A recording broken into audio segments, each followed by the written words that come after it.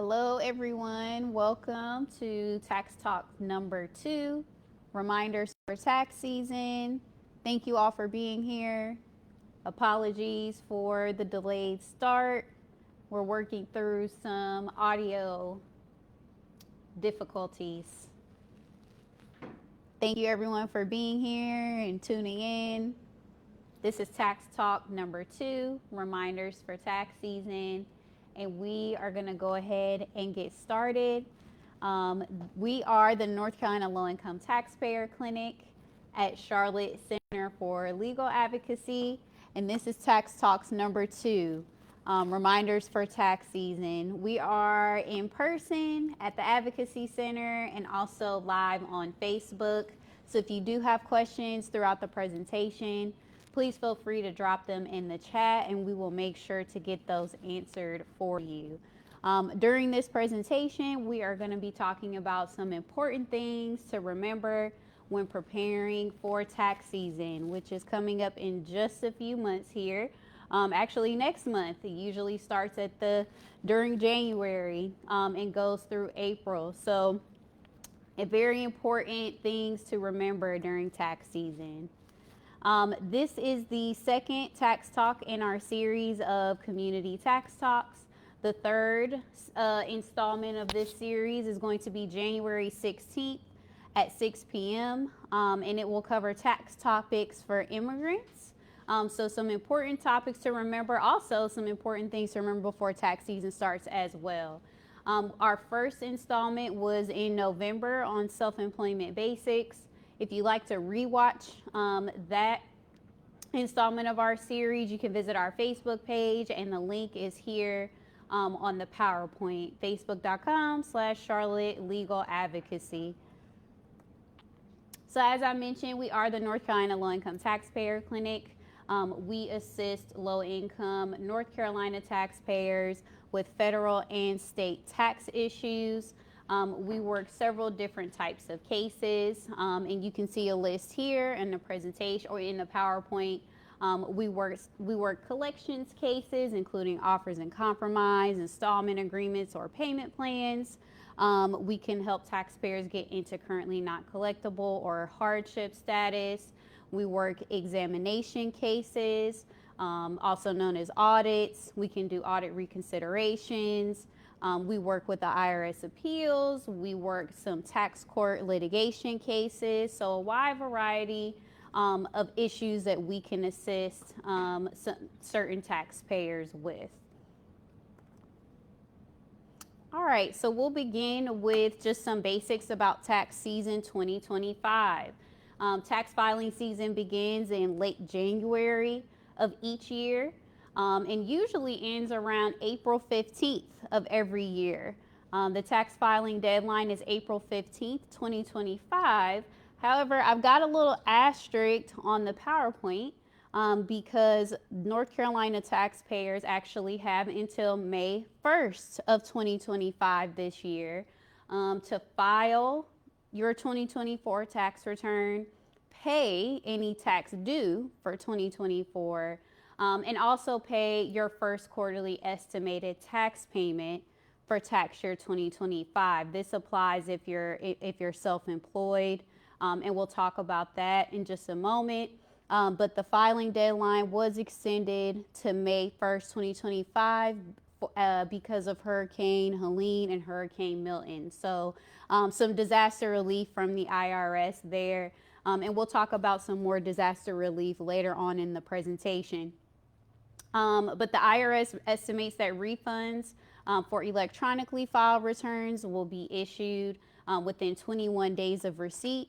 Those processing times can definitely vary, especially if your return requires some special handling or there are errors on the tax return. And then, of course, if you file your return on paper, so you mail it in to the IRS, you will see longer processing time and a longer time to get your refund. All right, so what's new for tax season 2025? Filing threshold, so that's the amount of income that you earned or made during the year that requires you to file a tax return, and the standard deduction for the tax year 2024 have increased. The IRS hasn't officially published the 2024 filing requirements chart, but it should be available later this year. IRS publication 501 has a lot of good details about who needs to file, who should file, different types of filing statuses, the standard deduction, dependents, and more. I'll plug the IRS publications a little bit here. They are very informative and a very accurate way to get information for the upcoming tax year. So that's IRS publication 501. Next, we're going to talk about how to prepare for tax season. The first thing you need to do is gather your tax documents. This list is not exhaustive whatsoever, but these are some of the more common tax documents that you need to gather in order to be prepared for the season. Income statements. So if you are an employee and you earn wages, you may get a Form W-2. 1099 NEC, also, which stands for non-employee compensation. If you are an independent contractor, this is a form that you will receive. 1099-G, if you had unemployment compensation, this is the form you would receive. SSA 1099, if you receive Social Security benefits, this is the tax document that you would receive. 1099-K, if you are self-employed and you receive payments and you use a third-party, like a third-party payment transaction vendor, like Square or Cash App, you may receive a 1099-K. 1099 INT, this is if you have any interest income. If you receive any interest throughout the year, you may get this document. 1099-C, this is for cancellation of debt income. So if you've had any debt that was canceled throughout the year, you may receive this document in the mail. 1099-R, which is for retirement income. If you receive any retirement distributions, for example, from a 401k or an IRA, you may receive this document. So, and there are many other types of documents that you may receive from income that you've gotten throughout the 2024 tax year. And so you need to gather those to prepare for tax season. A Form 1095-A, if you have marketplace coverage in 2024, you should receive a Form 1095-A. Marketplace is the health insurance marketplace.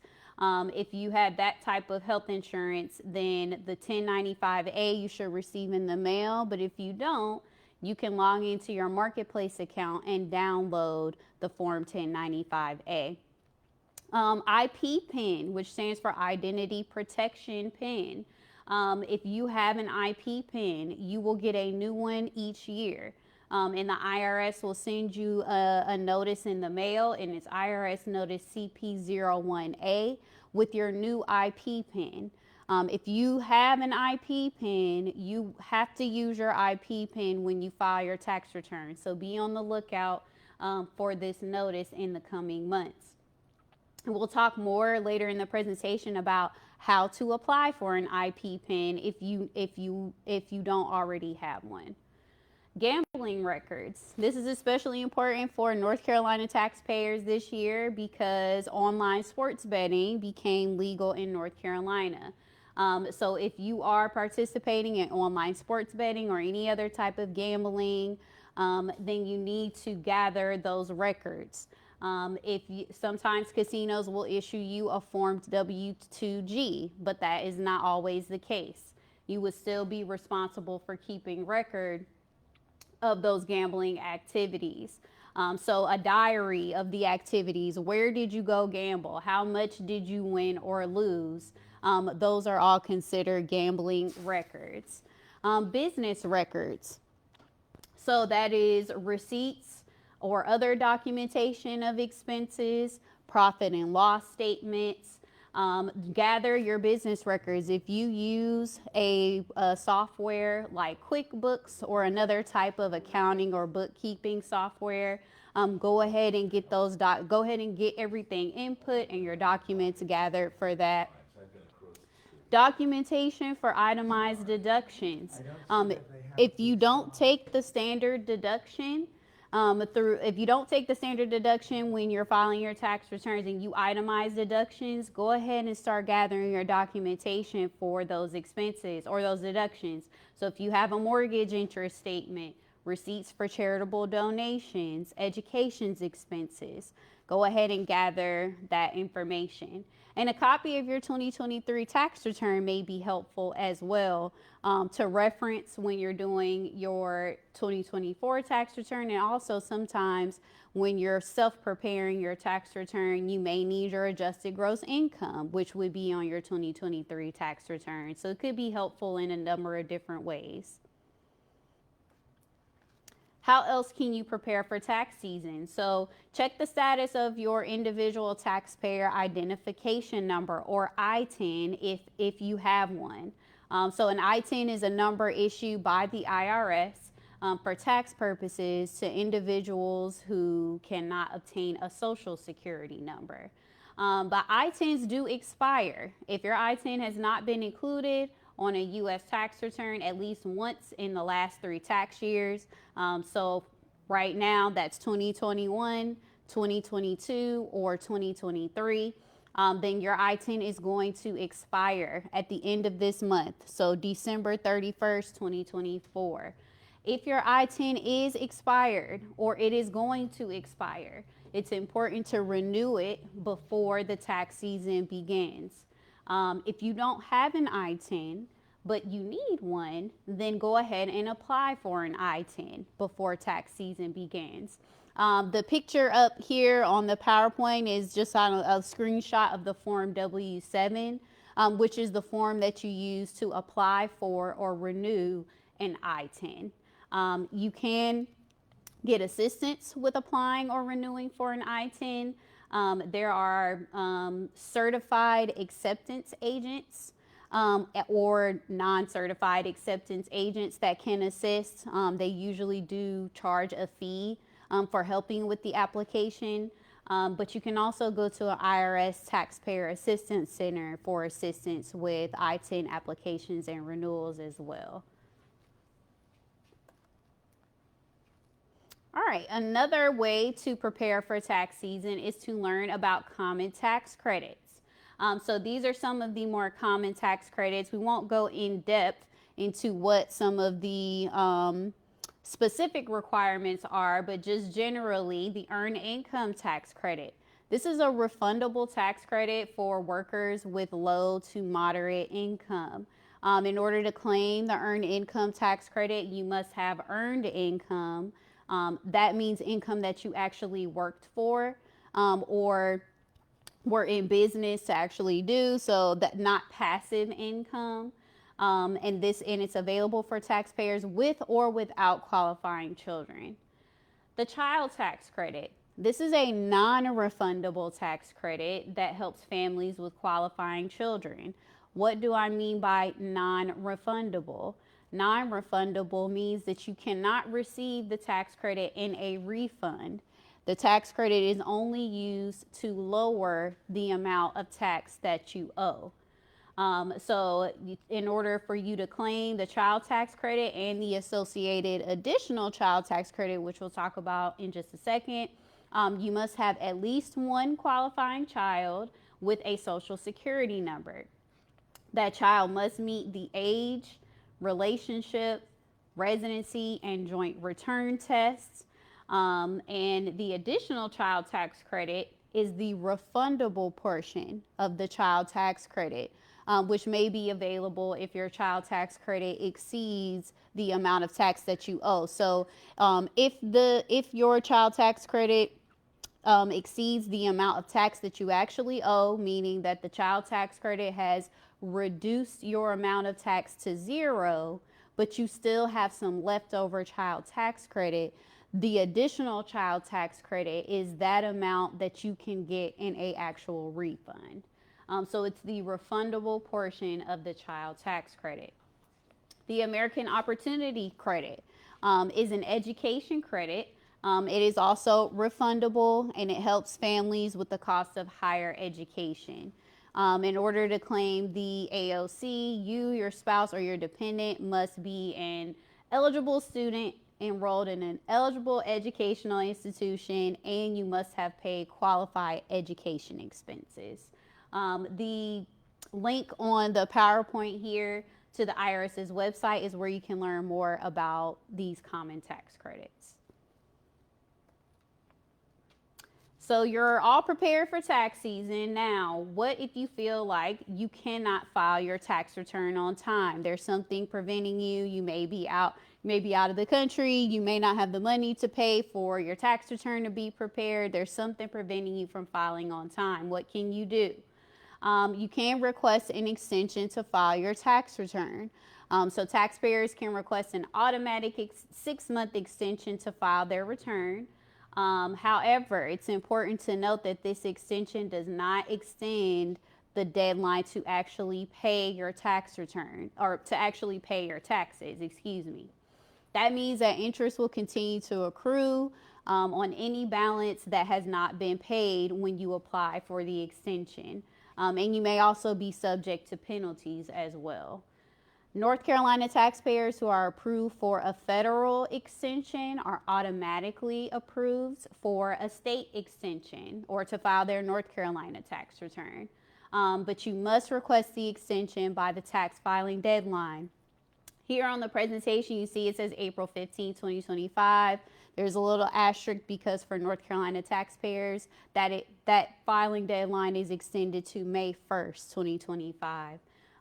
Because of disaster relief. You must estimate the amount that you expect to owe when you file your return, and that estimate must be reasonable. So you can use your prior year return. You can actually draft the tax return in your tax software and get all the way to the end. If you can't, afford to pay at the time, you can see how much you're planning to owe. You can use IRS tax tables on the IRS website. The estimate just has to be a reasonable estimate of what you're going to owe. And that is the reason why extensions are only really helpful if you expect to owe when you file your tax return. So how to apply? You can apply a few different ways. You can complete and submit IRS Form 4868. You can do it electronically via your tax software, or you can send it to the IRS in the mail. You can also pay all or part of the amount that you estimated that you're going to owe online at irs.gov/payments and indicate that the payment is for an extension. So that will act as your application for an extension to file your tax return. Yes. I have a question. Yes. So last year I was a W-2 employee. Yes. And I got laid off, and so this year I've been driving for Lyft. So I don't know. I know because I went to your last one. I haven't paid no estimated taxes, so I have a feeling I'm going to owe, but I have no idea. And so if I just make I don't know if it'll be reasonable or not because I don't know how much I'm going to pay. But if I make some payment, or if I file an extension trying to save money to pay my bill, and it's not enough, when I go to file the return, if it's after the April deadline, will I still be hit with any penalties? So yes, it's possible that you will still be hit with penalties. If you were self-employed throughout the year, you do have to pay your estimated tax payments as you go. You can pay some when you file your extension, but if you don't know exactly how much you need to pay, it's possible that you could still be hit with penalties. Okay. You're welcome. All right, so what if you can't pay on time? You do have a few options. You can request an installment agreement, also known as a payment plan, when you file your actual tax return. So you can do this a few different ways. If you are filing your tax return, you can do it online through the IRS's online payment agreement tool. It's irs.gov/OPA. And if you do it on OPA, even though you haven't gotten a bill yet, The IRS does, it doesn't always work, I'll say that, but in some cases, the IRS, you can establish a pre-assessed payment arrangement based on the balance that's listed on your tax return. So that's the online payment agreement tool. If you are paper filing, then you can paper filing your tax return. You can submit IRS Form 9465. You'll fill it out and send it off with your tax return, requesting a payment plan. There are some tax filing or tax preparation companies that allow you to request a payment plan through their portal. So that may be a way for you to request a payment plan as well. There are generally, these are two of the most common types of payment plans. You have the streamlined payment plan, where you can apply to pay off your liability over a 72-month period. So you take the amount, the total amount that you owe, and divide it by 72. That is the minimum payment that the IRS will allow you to get into a payment plan. A reduced or partial pay payment plan. This one is available to taxpayers who can provide proof that they cannot afford the streamlined payment plan, but can afford to pay something over $25 or more. The IRS will request the information about your finances, usually through you completing a Form 433F or 433A. And those forms are used to collect the taxpayer's current financial information. What if you can't pay on time? Option number 2. If you don't want to request a payment plan or get into some type of agreement when you file the tax return, you can file your tax return and wait to receive a bill from the IRS. And then you do have options after that. You can go ahead and full pay if you're able to. You can get into an installment agreement like we just discussed, or there's also an offer in compromise, which is a full settlement of your tax liability for a lower amount. You must be able to provide sufficient proof that you can't afford to pay the debt in full, or that there are special circumstances that will prevent you from paying the debt in full. This offer in compromise, this type of offer in compromise is called doubt as to collectability. And there are other reasons to file an offer in compromise: doubt as to liability, and then also effective tax administration. There are many eligibility requirements for an OIC. OICs, in order for an OIC to be accepted by the IRS, it must be in the government or the IRS's best interest. So there's a lot to overcome here with these. You can use the pre-qualifier tool on the IRS's website to check your eligibility to see if you qualify for an offer in compromise. There's also the temporary delay, also called currently not collectible status, also called financial hardship status. And this is a temporary pause on collection activity where the IRS will not try to collect the amount that you owe while you are in this hardship status. You must be able to provide sufficient proof that payment to the IRS would cause you a financial hardship.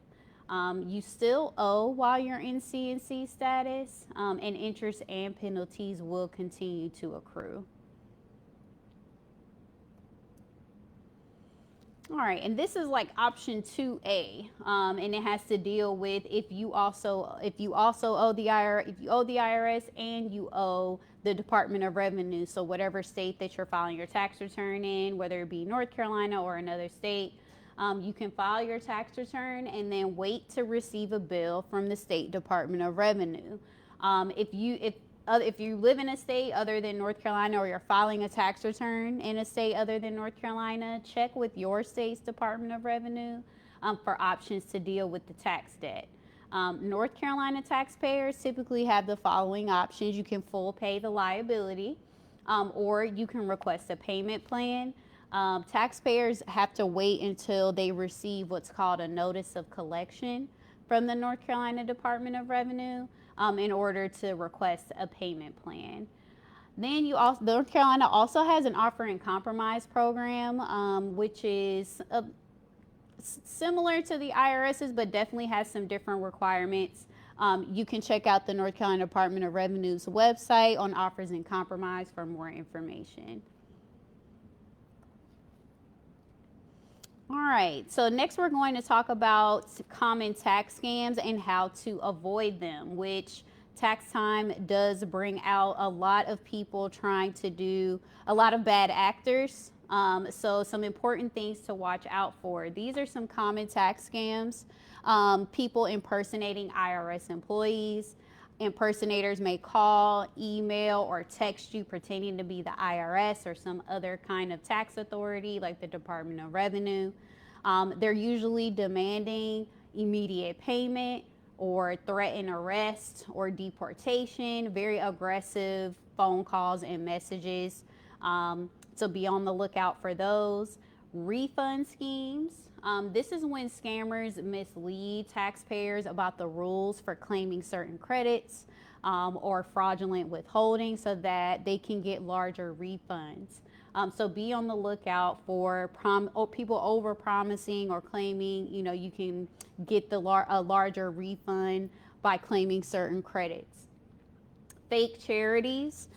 This is when scammers pretend to be nonprofits or charities in order to solicit donations from people. This is a big one, especially during disaster time. So people who have been affected by Hurricane Helene or Hurricane Milton, this is definitely something to watch out for. Fake charities. Romance schemes.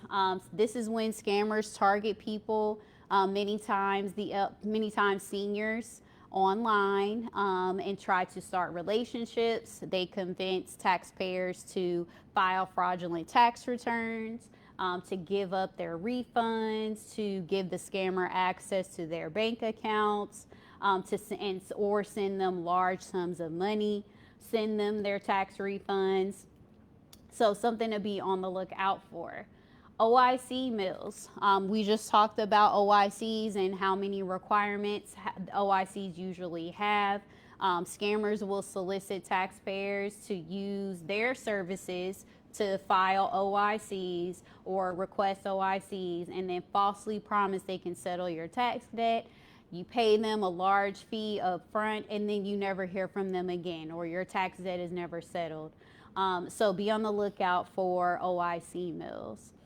Fake tax bills. Scammers will prepare tax bills or mail you fake tax bills and try to get you to pay them, and they're not real. So look out for letters that have misspelled words or that are not on official letterhead. The bill just doesn't look very professional at all. Be on the lookout for those things. Identity theft. Scammers get a hold of your personal information, so your social security number, your date of birth, your name, and any type of personal information that they can use to file your tax return, get your refunds, claim benefits like unemployment, or even work under your social security number. So be on the lookout for scammers trying to commit identity theft.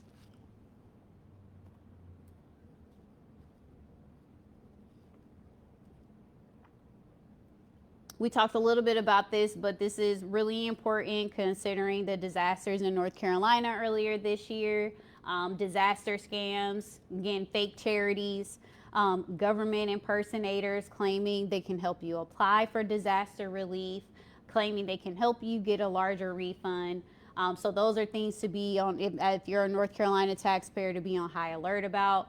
There is some Hurricane Helene tax relief. The North Carolina Department of Revenue is offering some interest and penalty relief, and more time for certain partnerships and S corps to make their pass-through entity elections. The IRS is extending several different filing and payment deadlines. We already talked about the filing deadline is extended to May 1st, 2025 for all North Carolinians. Individuals that had a valid extension to file their 2023 tax return. So if you had a valid extension to file your 2023 tax return and you are a North Carolina resident, that means that your tax return was actually due on October 15th, 2023. You now have until May 1st, 2025. I'm sorry, your tax return was due October 15th, 2024 for your 2023 tax return. You now have until May 1st, 2025 to file that tax return. We talked a little bit about this already, but your January and April 2025 quarterly estimated tax payments. The April 2025 tax payment is usually due on April 15th. So it is now due on May 1st, 2025, and the same thing for the January payment. And the IRS and the DO and the North Carolina Department of Revenue both released press releases about the tax relief, and it's on their website if you'd like to visit to get more details. All right, so we talked about tax scams. How do we avoid these tax scams? Seems like there's a lot of tax scams. And so in order to avoid them, pay attention to the warning signs. We talked about promises for large refunds or threatening calls and text messages, threatening demands for payment, misspelled words and letters and notices, things that look suspicious or unprofessional. Be on the lookout for those things. You can always try to verify who is contacting you. The IRS typically only contacts taxpayers by mail. So you can verify whether something is an IRS notice or not by going to their website. The IRS will never, ever, ever contact you via social media. The IRS is not messaging you on Facebook, Instagram, or anything else to collect your tax debt. You can visit the IRS's official website to make sure to confirm addresses, to confirm IRS phone numbers. If you're still unsure, then you can contact like a trusted tax professional if you have one, or an LITC like us for assistance if you have questions. All right, how else can you avoid tax scams? You can research reputable tax preparers. So if you go to a professional tax preparer to have your tax returns prepared and filed, verify the credentials and status of the preparer on the IRS's website. You can research the tax preparer's business before deciding to hire them. You can go online to the Better Business Bureau. You can look at reviews, and I would stress independent reviews, not reviews on the person's website that could be not 100% independent, or social media. So you can look at what people are saying about this business. These are some of the things that are red flags in a tax preparer. If they are asking you to deposit your refund into their bank account, that is a red flag. Do not allow folks to do that. Falsifying information on your tax return, that is a red flag. If they don't sign or put their PTIN on the tax return, if they're refusing to do that, that is a red flag. If they don't provide you copies of the tax return or receipts for the payment that you made to them to prepare the tax return, that is a red flag. If they won't allow you to review the tax return before you sign it, that is a red flag.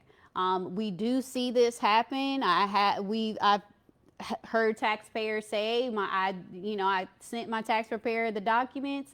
They called me and told me, yep, just sign it. They wouldn't let me see it. I clicked the button and the tax return was sent off.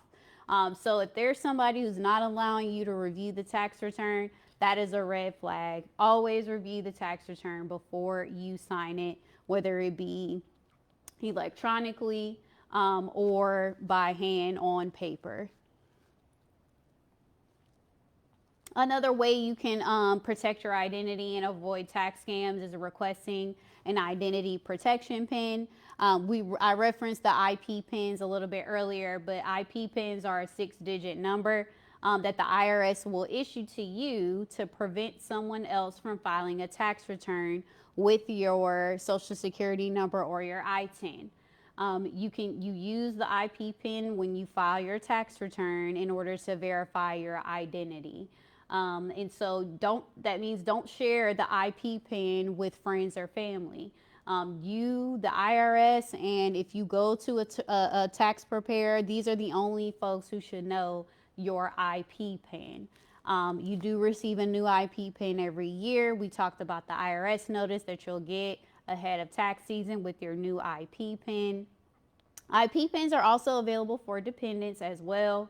And you can request one in a few different ways. If you have an online IRS account, you can go online and request an IP pin. You can also go in person to your local taxpayer assistance center to request an IP pin. If you have an adjusted gross income below $79,000, if you're an individual, or $158,000 if you file jointly, you can actually request one via mail by completing Form 15227. But that's only if your adjusted gross income is below those numbers that I just listed. Otherwise, you can apply for one online through your IRS account or at your local taxpayer assistance center. All right, so now let's talk about some free tax return filing resources. There is the Volunteer Income Tax Assistance Program, also called VITA. VITA has sites all around the U.S., and it is free basic tax return preparation for certain taxpayers, generally those who make $67,000 or less, who may have disabilities, or who speak a language other than English. There is a VITA locator tool where you can type in your zip code and it will find a VITA site closest to you. Most of the sites start posting their hours and appointment information probably around January. So if you go and look on the locator tool now, you may not find any open VITA sites, but closer to tax season, you should find that they start posting their sites and how to schedule an appointment. Tax counseling for the elderly, or TCE, and AARP tax aid, very similar to VITA, and sometimes these sites are actually one and the same. You'll have a TCE or AARP tax aid site in conjunction with the VITA site. This one is free tax help for those who are 60 or older, and the volunteers typically specialize in tax issues that are specific to seniors.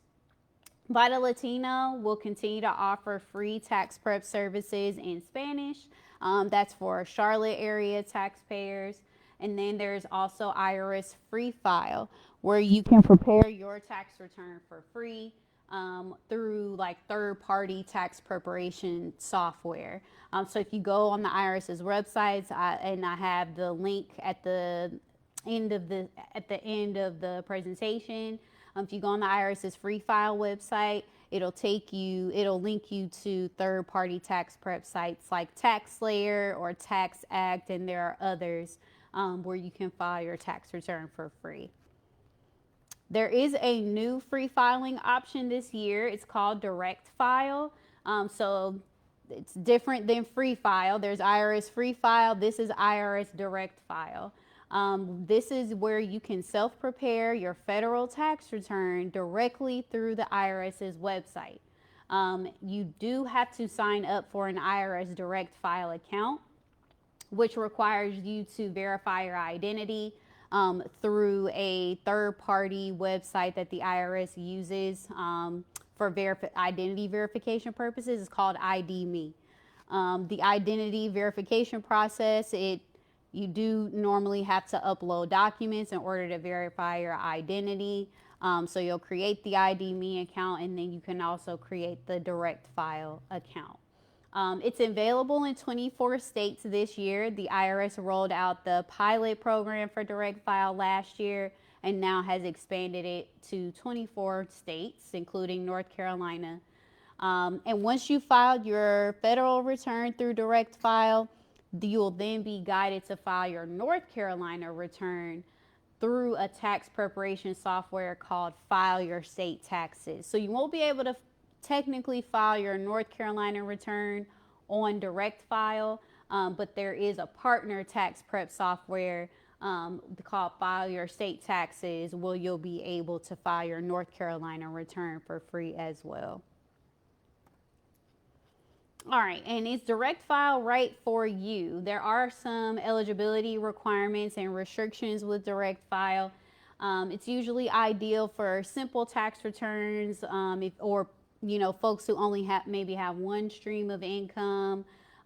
It only supports certain types of income credits and deductions. So direct file does support wage income. So if you're an employee of a company, it supports Social Security income, unemployment compensation, interest income, and retirement income. The credits that you can claim on direct file are the earned income. There are several more than were available in the pilot program. But the earned income tax credit, the child tax credit, the credit for other dependents, the child and dependent care credit, the premium tax credit, the credit for the elderly or the disabled, and the retirement savings contribution credit. So that means that if you are self-employed or you have rental income, then you cannot file your tax return on direct file. That type of income is not supported, so you will have to find another way to file your tax return for free. The direct file does also not support itemized deductions. It only supports the standard deduction, and it does. And so I guess I'll take that back a little bit. It does allow you to deduct student loan interest, educator expenses, and health savings account expenses. So even though it doesn't support itemized deductions, those are the 3 exceptions. But typically it's just going to support the larger standard deduction. And so you can see here all of the states that are participating in direct file. I do think that South Carolina has been added on to that. So if you need to file a South Carolina tax return, you may be able to do it from, if you are a South Carolina taxpayer, you may also be able to use IRS direct file. All right, so just here are some wrap-up reminders. The 2025 tax season begins in January. The deadline to file and pay your taxes is typically April 15th. This year it has been extended for North Carolina taxpayers to May 1st, 2025. Be prepared by gathering your tax documents and other important records. You can check your eligibility for tax credits before filing your tax return. Go ahead and renew or apply for an I-10 if you need to. File your tax returns on time and plan ahead and request an extension if you know that you cannot file on or pay on time. Pay attention to the warning signs for tax scams and suspicious tax preparers. And also utilize all of the free filing resources that we just talked about. All right, so this is the flyer for our Tax Talk series. Like I mentioned earlier, the next one is January 16th, 2025. It's tax topics for immigrants. If you'd like to rewatch any of our tax talks from November or the one from today, you can do so on the Advocacy Center's Facebook. All right, and here are the helpful resources, and some of the links that I referenced earlier. So you can take a look at those to see if any of them would be any help to you while you're preparing for tax season. And again, we're the North Carolina Low Income Taxpayer Clinic. Here is our phone number. If you need assistance or know someone who needs assistance with a tax issue, you can contact us at this number, or you can schedule an appointment online by following the link in the PowerPoint. And here is the rest of our contact information. Thank you all for joining us today, online and in person. We appreciate it, and we hope to see you at Tax Talk number 3.